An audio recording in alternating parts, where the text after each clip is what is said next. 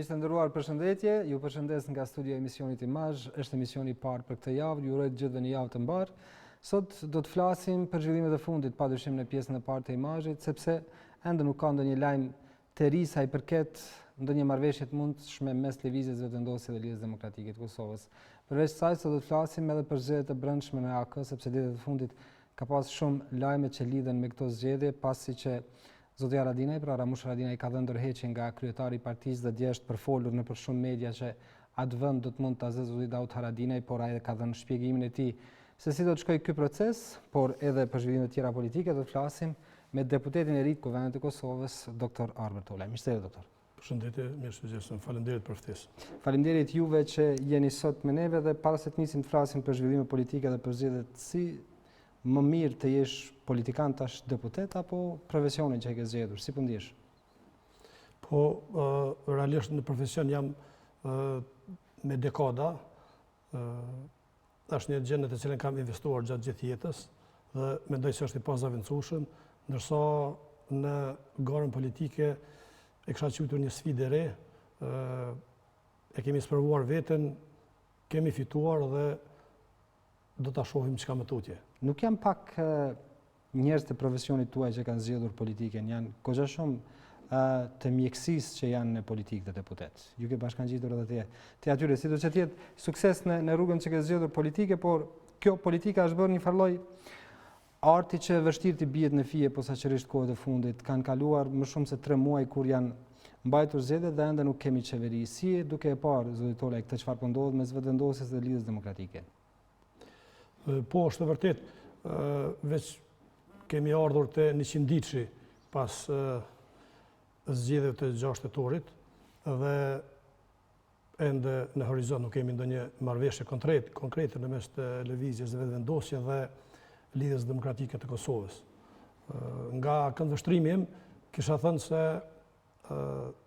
sa i përket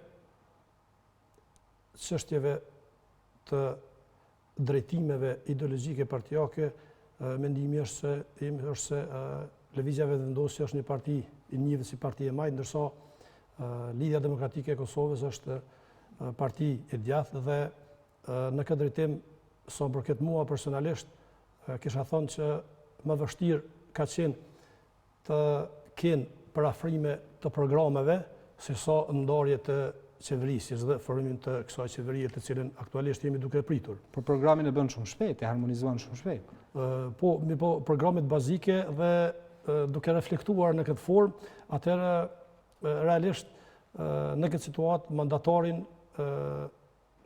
duhet ta përcaktoj vetë lëvizja vetëvendosje, për arsye se ka numër më të madh të deputetëve dhe njëherët edhe ka edhe numër më të madh të përqindjes në garën e kaluar. Prandaj, duke pasur parasysh këtë, kisha thënë se përgjegjësia ndoshta mbetet tek 2 subjekte, sepse mundësitë për të realizuar dhe krijuar në qeveri e kanë dhe thjesht duhet ta përdorin mundësinë që mos të mbesin qytetarët pa një qeveri.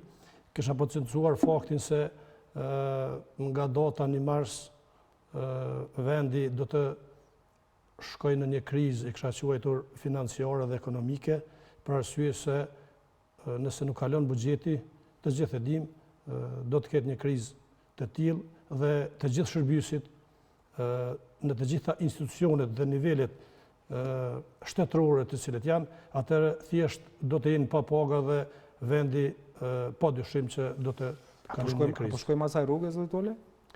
Apo shkojmë rrugës së krizës së tillë? Në këto rrethona dhe në këtë gjendje, në këtë situatë, duke përcjellur edhe zhvillimet të cilat po ndodhin në baza ditore, kisha potencuar se vërtet jemi duke shkuar në atë drejtim. Në atë drejtim shohim lajmet e fundit janë se nuk ka lëvizje pozicionesh as nga Lidhja Demokratike e Kosovës, as nga Lëvizja Vetëvendosje. Sot në fakt ambasadori i Shtetit të Bashkuara të Amerikës zoti Kosnet kishte takime edhe me LDK-n edhe me MVV-n, por nuk ka ndonjë lajm të ri as pas këtyre takimeve, edhe pse zoti Kosnet u ka bërë thirrje që ta formojmë qeverinë, nuk di me nesërmja çfarë do të na sjellë, ndërkohë po përflitet nëpër media që presidenti mund të drejtohet kushtetues gjykatës kushtetuese për të marrë sqarim se deri kur mund të pres një përgjigje për të marrë mandatarin zoti Kurti në këtë rast, ose çfarë mund bëj? A shefti se nga kjo situatë e krijuar gjërat ose duhet marrin një zhvillim të ri pozitiv ose duhet të qartësohen se çfarë do të ndodhë? Përderisa lëvizja vetëvendosje ende nuk ka caktuar mandatarin për këtë qeveri, atëherë ndoshta mendimi im është se më e udhës është që të qartësohen gjanat dhe rrjedhja të merr një kohje, pavarësisht i konvenon apo si konvenon dikujt, dhe thjesht vendi të kaloj apo të tërhiqet nga kjo krizë, e cila vërtet është krizë institucionale e thellë për momentin. Mirë, do të shohim se si shkojnë këto gjëra, sepse më shumë ju kam ftuar që të flasim për zgjedhjet në AKO, sepse 2-3 ditë të fundit nuk është se jeni bërë lajm në përgjitha mediat për atë çfarë po ndodh. U bë lajm shumë i madh tërheqja e zotit Haradinaj nga kreu i partisë për të nisur procesin zgjedhor, ndërkohë një lajm tjetër ishte se vllau i tij, zoti Daud Haradinaj, do të marrë në dorë AKO. Në fakt, cila është e vërteta, zoti Tolaj? Aleanca si subjekt politik është duke kaluar në për një proces zgjedhor, i cili tregon vërtet për demokratizimin e më tutjeshëm të këtij subjekti politik. Me datën 29 dhjetor kemi përfunduar kuvendin e punës në kuadër të subjektit politik, aleancës. Në dikun rreth datës 20 shkurt do të vazhdohet me procesin zgjedhor, duke filluar në Deg, pastaj në Deg, edhe dikun është përcaktuar në muajin qershor që të kryen të gjitha këto procese dhe të përfundohet kuvendi zgjedhor, në të cilin në nivel qendror do të zgjidhen të gjitha strukturat relevante të aleancës, duke filluar nga kryesia, pastaj delegatet, këshilli i përgjithshëm, si dhe kryetari i partisë. Po, çfarë dallon këtë reformë nga reformat e kaluara, edhe pse në të kaluara ju nuk keni qenë pjesë e aleancës, por është thënë shumë që kjo reformë do të jetë shumë thelbësore në aleancën për Ardhëninë e Kosovës. Zotin Haradinaj e kemi dëgjuar duke thënë që do të jetë një antar, një votë, do të ketë një ndryshim të madh në aspektin e organizimit të partisë. Po, kjo në kupton një demokratizim, siç e përmenda më herët të subjektit tonë, vërtet do të shkohet në atë drejtim që secili delegat do ta ketë të drejtën të votojë për një person, do të thotë një delegat, një votë. Në kuadër të saj, në flet votimet të cilat do të ekzistojnë, janë të përshkruara 2 kolona apo 2 rubrika, siç i quajmë. Në njërin prej tyre do të votohet për një delegat, ku secili delegat ka të drejtë ta votojë qoftë vetveten apo dikën tjetër, ndërsa në rënditën tjetër apo në rubrikën tjetër, në kolonën tjetër do të votohet për kryetar të partisë. Edhe në atë rubrik apo në atë kolonë secili delegat ka të drejtë ta votojë prapë vetveten apo dikën tjetër për kryetar partie. Ajo çfarë është interesante që ka ndodhur në gjitha subjektet politike, nuk dia do të mund ndodh edhe pas kësaj reforme në AK, sepse ka ndodhur në të kaluarën, a do të ketë emrime të njerëzve në pozita të ndryshme të partisë pa kaluar nga aktivi, në dega, kryesia e ku ta diu neshta. Pikërisht këtu është qëllimi i këtij riorganizimi apo këtij ndryshimi demokratik të më tutjeshëm, sepse duke filluar prej kryetarit të partisë, kryetarëve të degëve, nën degëve deri te arkivet e partisë në lagje, secili do të jetë pjesë e garës, do të thotë, do të fillohet nga baza. Secili prej neve duhet të referohemi një nëndege dhe të fillojmë nga aty. Pastaj, organizimi fillon nga nëndega në degë. Varësisht prej numrit të nëndegëve, secila degë e delegon numrin e delegatëve për nivelin qendror për zgjedhjet e muajit qershor. Ndërsa do të ekzistojnë 100 delegat në garë. Prej atyre 100 delegatëve, secili do ta ketë mundësinë që të bëhet kryetar i partisë. Duke ju referuar formës së zgjedhjeve tani, siç e përmendëm më herët, një delegat, një votë. Nëse, kushtimisht po themi, një numër i delegatëve ka vota të ngjashme apo të njëjta. Pastaj gara vazhdon në rundin e 2, rundin e 3, derisa të zgjidhet personi gjez apo delegati i cili fiton më së shumti vota. Fjalën e kemi për kryetar të partisë. Mirë, po për të bërë delegat një antar i partisë suaj, duhet të kalojë në këto procedurat nga aktivi në Po patjetër. Po patjetër. Për të marrë numrin e votave. Po nga nëndega, dega delegon në zgjedhjet, siç e përmendëm, në cilat janë përfundimtare në muajin qershor. Po ashtu sa i përket deklarimeve nëpër mjetet e informimit se zoti Haradinaj ka jap dorëheqje, pastaj vllau i tij, zoti Daud Haradinaj, do të jetë pasardhës i tij në kuadër të Aleancës për Ardhmërinë e Kosovës, kisha thënë se rregulloret e partisë e lejojnë se kryetari i tanishëm është kryetar i cili është duke vepruar deri në të zgjedhjet e ardhshme. Do thotë është kryetar në tërheqje. Ndërsa, me sa kam njohuri unë, deri më tani zoti Daud Haradinaj vetëm se është kryetar i degës në Deçan dhe mendoj që prapë do të konkurroj për atë nivel, për atë pozicion. E ka dhënë shpjegimin e tij sot, kam lexuar në shumicën e mediave për atë se çfarë ka thënë se si do të shkojë procesi zgjedhor në parti, por qëllimi kryesor i kësaj reforme, doktor, cili është?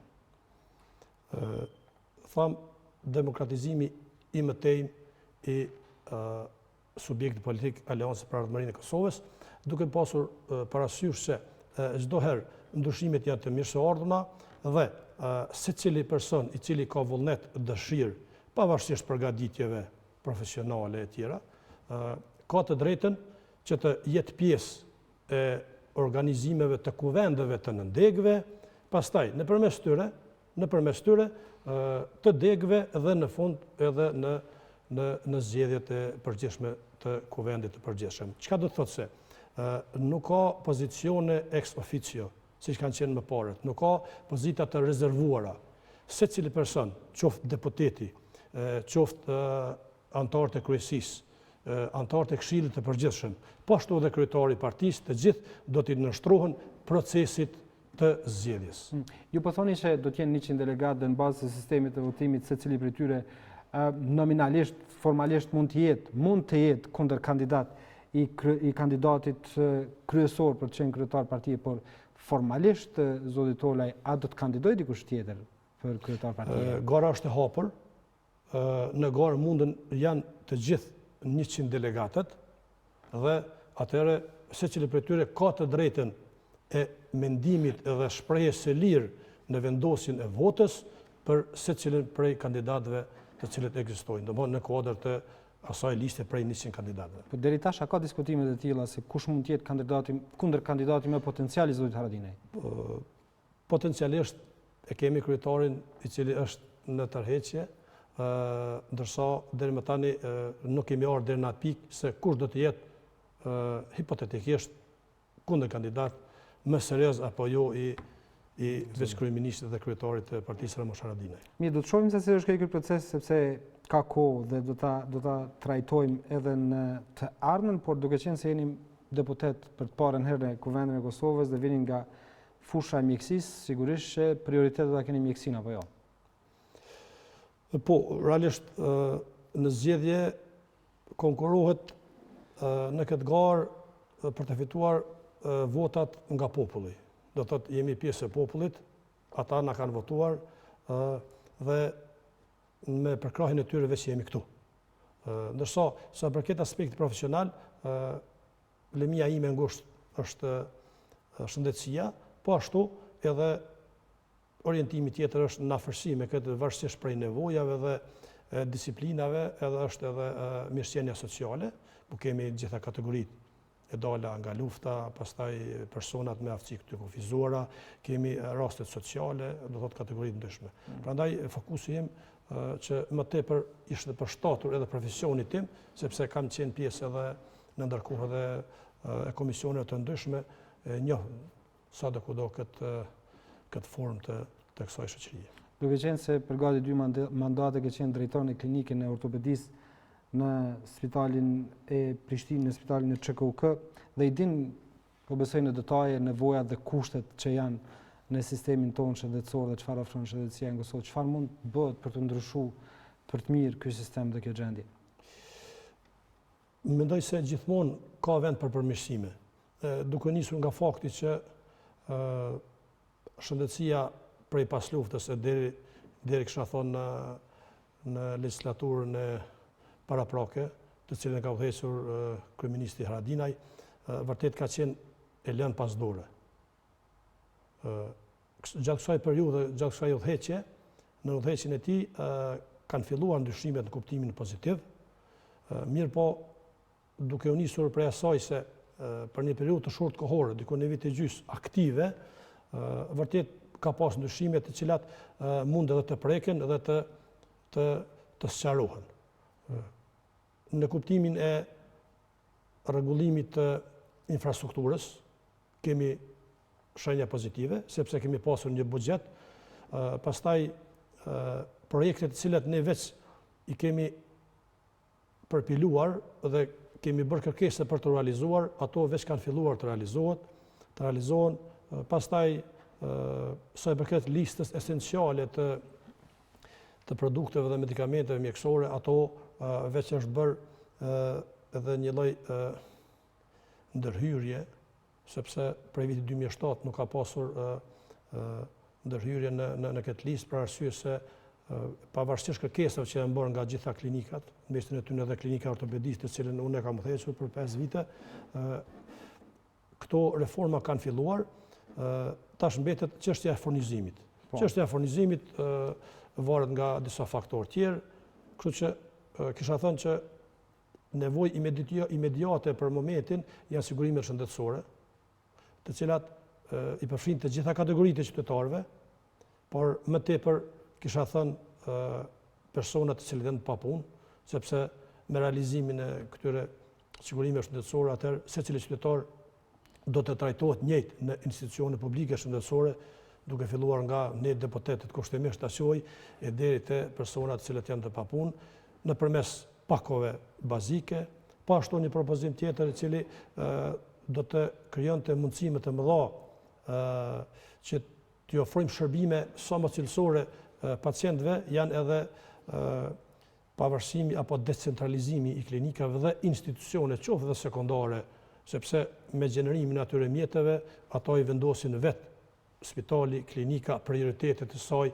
ka të fokusohen ato investime apo shpenzimet të cilat janë gjithmonë në të mirë dhe shërbim të pacientëve. Ju po flisni për këtë pavarësi, për këtë decentralizim, për një trajtim të barabartë. Formalisht është i pavarur sistemi shëndetësor në Kosovë, po praktikisht nuk mund ta themi këtë. E dim që ka ndikime qofshin politike, qofshin grupeve ndryshme që janë përfolur shumë shpesh, qoftë nëpër media, qoftë nëpër çarqe të ndryshme.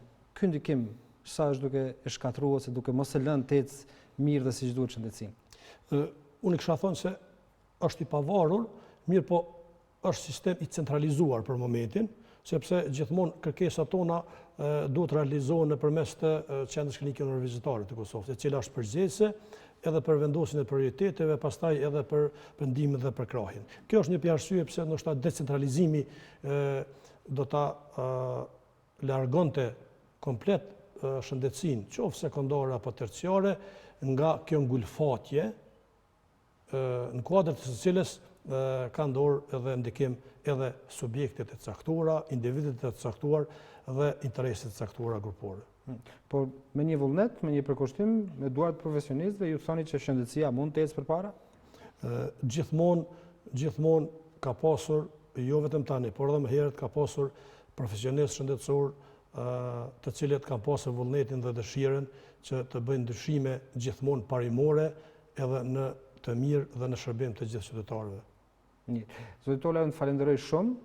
Uroj që paktën për shëndetësinë, për aty ku e keni profil tuaj, të bëni aq sa mundeni, sepse është një prej segmenteve ku secili qytetar i Kosovës është në një formë ose tjetrën pacient i juaj dhe kolegët tuaj. Faleminderit, po është vërtet unë në planin time të ngushtë profesionale mendoj se do të jem një zoj fuqishëm për shërbimin dhe interesat e gjithë qytetarëve të Kosovës, të cilët janë në nevojë gjithmonë për shërbime të mirëfillta shëndetësore. Faleminderit shumë. Faleminderit. Miq të nderuar, kjo ishte pjesa e parë në kuadrin e Imazhit. Biseduam me doktor Arber Tola, që është deputet i Kuvendit të Kosovës nga radhët e AK-s. Biseduam për zgjedhjet e brendshme në AK, por edhe për zhvillimet e tjera.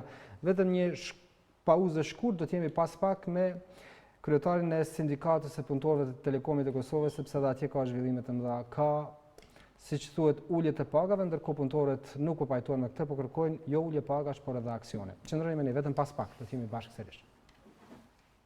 Shijoni emocionet më të mëdha sportive. Bëuni pjesë e arenave më të famshme. Telkos ju sjell kanale televizive dhe internet me vetëm 11.5 euro.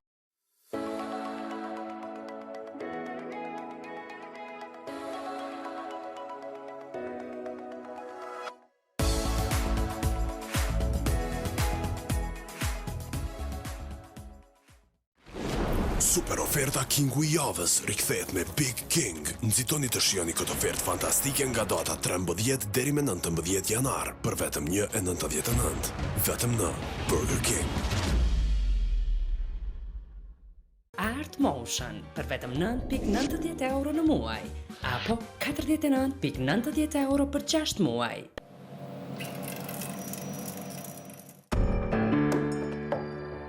Pas u thënë se bën nga ki që as gruni, as kalamoqi nuk bën atë hiç.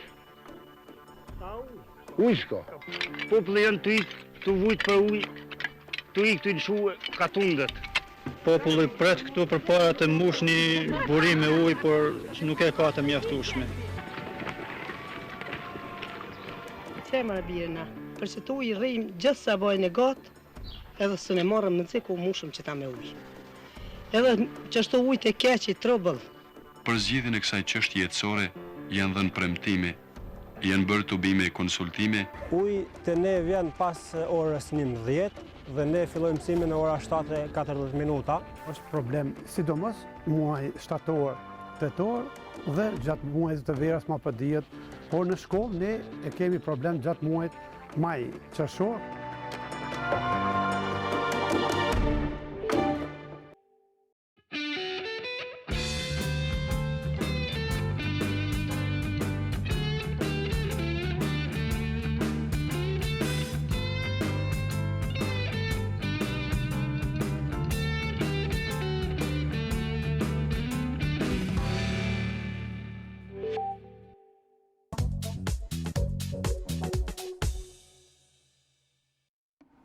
Kthehemi në studio, miq të nderuar, do të flasim në vazhdim për zhvillimet në Telekomin e Kosovës, sepse punëtorët atje janë të pakënaqur me vendimin që raportohet që e ka marrë menaxhmenti I Telekomit e Kosovës për ulje pagash, dhe përveç që nuk pajtohen me këtë vendim, sindikata kërkon edhe aksione Telekomin e Kosovës. Zotin Lami Balaj, kryetari I sindikatës së punëtorëve, kam në studio. Mirë se erdhe. Mirë se jeni, faleminderit për ftesën.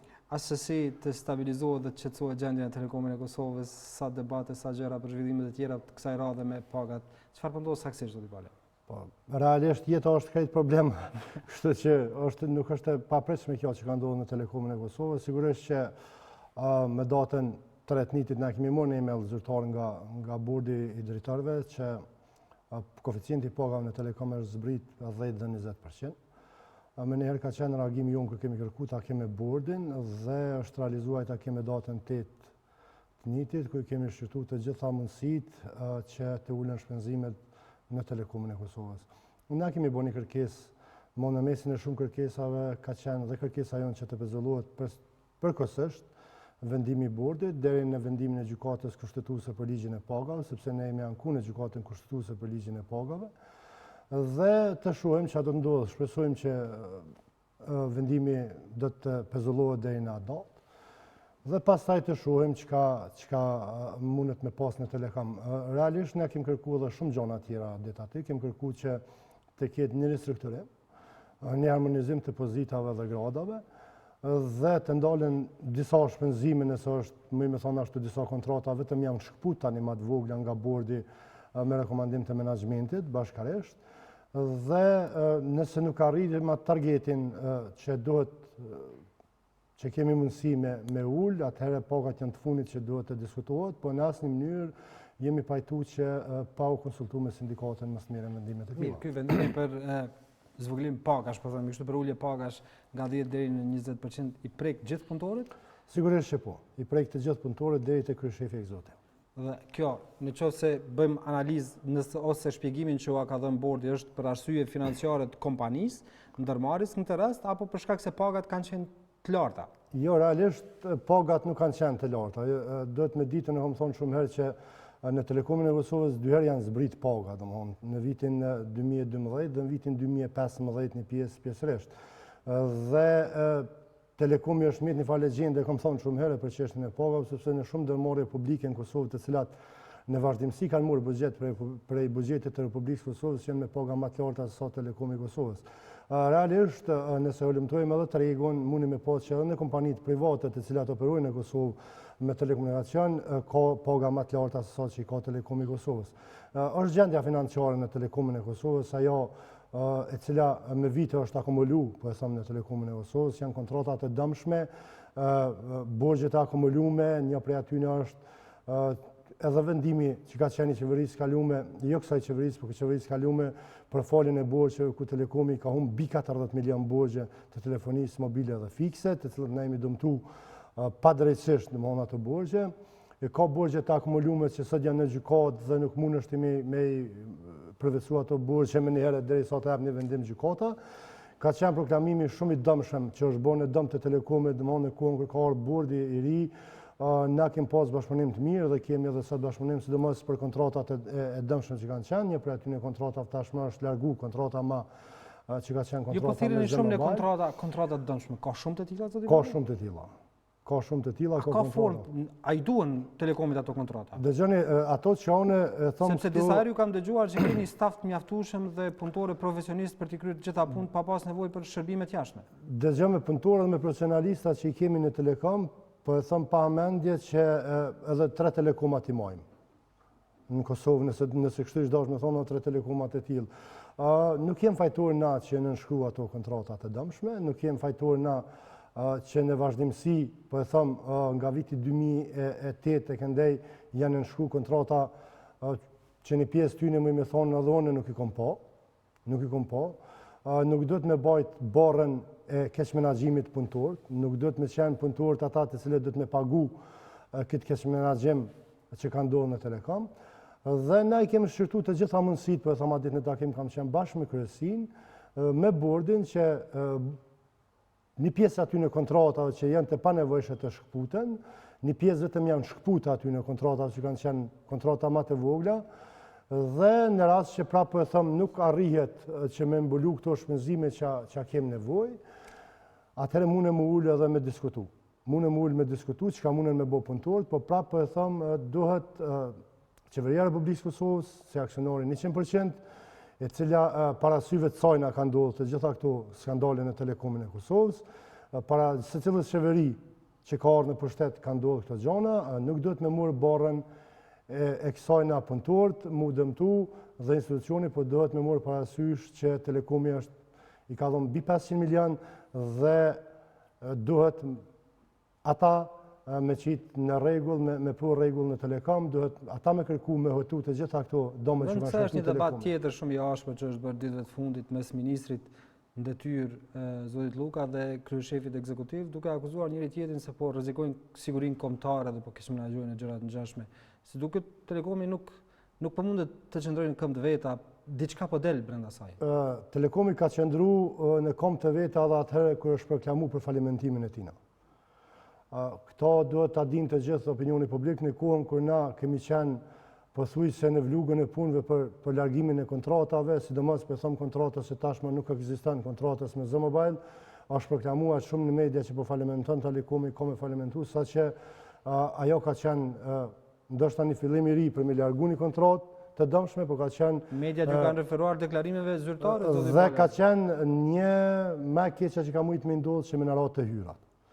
Sepse se cili klient ka pas frikë që me të vërtet po falimenton Telekomin, se cili operator që ka punu me Telekomin, sepse na kem operator, kem kontrata që je obligume me pas raporte me ta për punë, do më punë specifike të cilat nuk kryen, por kryhen nga jashtë.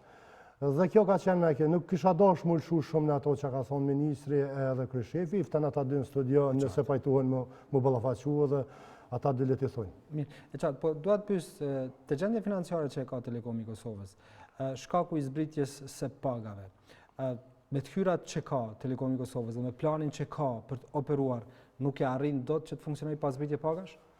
Dëgjoj, nëse zbritja pagave në Telekom është ajo që e nol trendin e të hyrave në Telekom, për thonë publikisht edhe në përpajtona. Po nuk është zbritja pagave, sepse për e thonë edhe njëherë, na punojmë mbi bazën e ekspertave në Telekom. Dhe se cila kompani private sot në Kosovë që janë pak ma me zonë në treg, ka pagat më të larta se sa Telekomi i Kosovës. Një prej atyre për thonë publikisht është kompania EPCO, e cila na kemi direkt konkurencë në treg, e cila me paga pëthuj që edhe të inxhinierave, të teknikëve, edhe të stafit është me paga më të larta se sa Telekomi i Kosovës. Po në ka dalë zoni, në është private, po nëse ti do me pas konkurencë të me fill në treg, atëherë duhet me investu. Na kemi kërku me investu, Telekomi i Kosovës është mbi 5 vite pa mirëmbajtje, në mëmë pa mirëmbajtje, këto duhet ta dinë të gjithë. Na, s'po di që me ta morë një shambull, ma tjeshtin që a mund është sot me punu me një teknik, ose me një kompjuter të vitit 2010 ose 2011 është problem me ndjek trendin, na jemi aty. Do më thonë, mbi 5 vite, do të me dhonë përgjësi ata që i kanë nalë të gjitha këto projekte, do të me dhonë përgjësi të gjitha ata që i kanë shpenzua të mjetët që kanë qenë në Telekom të dedikume për investime kapitale, dhe ndoshta do të me dhonë përgjësi edhe se cilë minister dhe dikastere qeveritare të cilat parasyve tyne kanë ndodhur të gjithë kjo anomali në Telekomin e Kosovës. Mirë, lexova pak më herët se ju përveç që nuk pajtoheni me ulje pagash nga 10 deri në 20%, ju keni kërkuar edhe aksione në Telekomin e Kosovës. Dëgja, unë prapë e thëmë, na kemi kërku mirëkuptim nga burdi, sepse deshta apo s'deshta këto më duhet të pranoj, na kemi qenë njerëzakonisht kemi bashkëpunu shumë me këtë bërd edhe me menaxhmentin për kontratën e dëmshme të Z-Mobilit, dhe ndoshta është fokusu mas shumë të ajo koha burdit edhe këti menaxhmentin në kontratën me Z-Mobile. Kjo që e këmë thonë sot për media është që e ka mëtshme, nuk është që institucionet tona nuk e din qëndrimin e sindikatës që mi kërku aksionet, sepse na jemi shoqëri aksionare, po në kohën e menaxhimit të mikut, ato aksione që kanë taku punëtorëve janë marrë punëtorëve dhe kanë kalu në pronësi të shtetit. Ne jemi 100% të shtetit, dhe me kam thënë decidiv sot në një intervistë që nëse qeveria Republikës Kosovës nuk merr vendim me i la ato gabime të cilat i kanë bërë para arsat të tyne në vazhdimsi që ka ndodhur në Telekomin e Kosovës, ata janë aksionari 100% i Telekomit, dhe e kam për obligim sepse i kanë bërë mbi 500 milion, pa mërë parasysh cila qeveri ka qenë, i kanë bërë mbi 500 milion që ndjerë në këtë budget, me qindra donacioni në dhonë në emën të Telekomit e Kosovës, atëherë na jemi të detyru me ullë, me negociu, nuk për thomë për këtë kohën tash, po me ordin e qeverisë të re, kush do që të vjen në qeveri, me formimin e parlamentit, na do t'i kërkojmë ashtu që kanë të gjitha punëtorët e Telekomeve në rajon dhe në Evropë që janë pjesë aksioneve të 20% që do të kërkojmë që edhe për Telekomin e Kosovës të bëhet një ligj i veçantë ashtu që është bërë për Trepçën, sepse sot përquhemi aset strategjik dhe ashtu që është Trepça aset strategjik që prej pas luftës nuk ja ka dhënë asnjë cent buxhetit të shtetit, por ka mburë në vazhdimsi, edhe ne jemi aset strategjik i shtetit, kemi dhënë mbi 500 milion dhe na takojnë me ligj dhe kemi me kërku që të jemi pjesë e aksionit 20% të punëtorëve. Pse u ankuat për çështjen e ligjit pagave? Dëgja, çështja e ligjit të pagave më anku sepse ka qenë një anomali jashtëzakonisht e madhe kur është bërë ligji i pagave. Unë kam thonë në këtë studie dhe keni pasur mosafir këtu që unë kam dëgjuar që nuk përfshihen dëmoret publike vetë financuese. Formulimi zyrtar ka qenë ky. Formulimi ka qenë kështu, unë jam kanë në kontakte vazhduese me anëtarët e komisionit të cilët e kanë përpiluar ligjin e pagave. Dhe ata decidiv kanë thonë që duhet të nënshkruhen udhëzimet administrative. Ne kemi kërkuar në vazhdimsi që të nënshkruhen udhëzimet administrative, të dihet kush është pjesë e ligjit të pagave dhe kush nuk është pjesë e ligjit të pagave. Dhe kjo ka qenë arsyeja që na ka shty me ligjin e gjykatës kushtetuese. Gjithashtu duhet me ditë që sot teknika po ecë, po avancon, ne punojmë mbi bazën e ekspertave dhe çdo ditë më shumë kemi nevojë për eksperta në Telekomin e Kosovës dhe nuk mund është tim ja kurzu një pagë dikujna që e financon vetë, se unë për të thëmë dashta kur ki me pas nevoj për eksperta që janë me rëndësi të veçantë, ti nuk mund është me i pagun dashta as me 3.000 ose 5.000 euro, e lemo me një koeficient të cilën është caktuar në Telekomin e Kosovës. Dhe ka qenë frike jona, jo frike jona, po na... As keni marrë një shpjegim zyrtar, zoti Balaj? Jo asnjëherë, unë shpjegim zyrtar ka sepse mbaj mend këtu ke thënë që ke pasur kontakt vazhdueshëm me zotin Asari që ka qenë kryetar. I vetmi njeri që më është përgjigj në telefon dhe unë e falenderoj shumë, është zotin Ajt Asani, i cili ka thonë DCD lame nuk përfshihen ndërmarrjet publike vetë financuese, nuk munden më përfshi ato ndërmarrje, nuk po din me interpretu ligjin dhe nuk po din me nënshkruaj udhëzimet administrative. Dhe kjo doli, domethënë kjo doli që është e saktë sepse realisht edhe ligji i pagave është shumë i qartë, thotë 9 muaj pas hyjes në fuqi të ligjit të pagave obligohen të nënshkruhen të gjitha udhëzimet administrative. Ndërsa në Kosovë në ligjin e pagave ka hyrë fuqi pa nënshkrimin e udhëzimeve administrative. Nuk mundet me hyrë në ligj fuqi pa nënshkruar udhëzimet administrative. Pra ju thoni që me ligjin e pagave dhe juve do t'ju uleshin pagat? Po sigurisht do t'uleshin për një pjesë, dhe jo për krejt. Po prapë e thëmë ka qenë frike jona kjo, sepse sot është tregu jashtëzakonisht i hapur i telekomunikacionit në Kosovë dhe ne kemi pas frikë që kanë me na ikë ekspert, kanë me na ikë inxhinier, kanë me na ikë teknik dhe kjo ka qenë frika jonë. Realisht ju kemi frigu kësajna sepse na punojmë mbi bazën e ekspertave. Po të javdhon hakun këtyne njerëzve që janë brenda Telekomit, po e thëmë që e kanë majtë këtë Telekom ndoshta që 7-8 vite, me fuqit e vetë, në kështë Telekomin ka pas rasta dhe matrona ku ne jemi pajis me mjetët tona, kemi ble pajisje për Telekomin e Kosovës dhe kjo din të gjithë që janë brenda Telekomit, kemi kërku që të rishiquohet të njëherë. Po nuk do të thotë që në një të ardhme na kemi kërku edhe prej bordi, kemi kërku edhe prej zotnit Luka në një kohë që me pas restrukturim të brenda Telekomit e Kosovës, ka dështuar restrukturimi cili është bon nga qeveria Republikës Kosovës konkretisht me zhe-ja, bashkë me Bezhin, po na i kemi afru bashkëpunim edhe kryeshefit, edhe bordit që jemi të gatshëm që me pas një restrukturim të mirëfill, ku pjesë do t'jemi edhe ne, sepse ne në vitin 2005 kemi pas një restrukturim, është i nënshkruar një kontratë e cila në bazë të asaj kontrate sot janë pagat në Telekomin e Kosovës, ka qenë edhe sindikata në atë kohë nënshkruese dhe ne i qëndrojmë asaj, na jemi të gatshëm, nëse ata janë të gatshëm të hapim fundin e Pandorës. Sot më shkurt sa ditët e tjera sepse kisha mysafir edhe më herët, por zoti Balaj, cilat janë 3 hapa, 3 veprimet që do të mund të aksionin Telekomin në një gjigant që ka qenë para disa vitësh si kompania më profitabile në vend? Ajo e para që ka mu kthy dhe këto e thëmë shumë sinqerisht është investimet që duhet më bënë në Telekomin e Kosovës. Këmë thonë e vazhdimësi që falë inxhinierave, falë teknikëve të mirë, falë njerëzve mrena Telekomi ekspertave, na e majmë sikur një fije që e thojmë greme se këtë rjetin dhe centralin e Telekomit mbi 5 ose 6 vite. Dhe më honë kanarë në vazhdimësi kryeshef, bordi i kalum dhe pëthuj se të gjitha ato mjetët që kanë qenë të ndame me buxhet për investime në teknik, janë shku dhe janë shpenzu të tërka. Kjo ka qenë shqetësimi jonë. Tashmë, unë jam kontakte vazhdueshme me kryeshefin, menaxhmentin dhe bordin, gjithashtu edhe me inxhinierët e valës, teknik, të cilët në vazhdimësi jem komunikim me ta dhe në kanë informu për gjendjen e valë. Unë besoj që shumë shpejt do të nënshkruhet një kontratë me Nokia, në është të analizu çdo detaje e cila është kërku nga inxhinierat tonë për më të mirën me bo.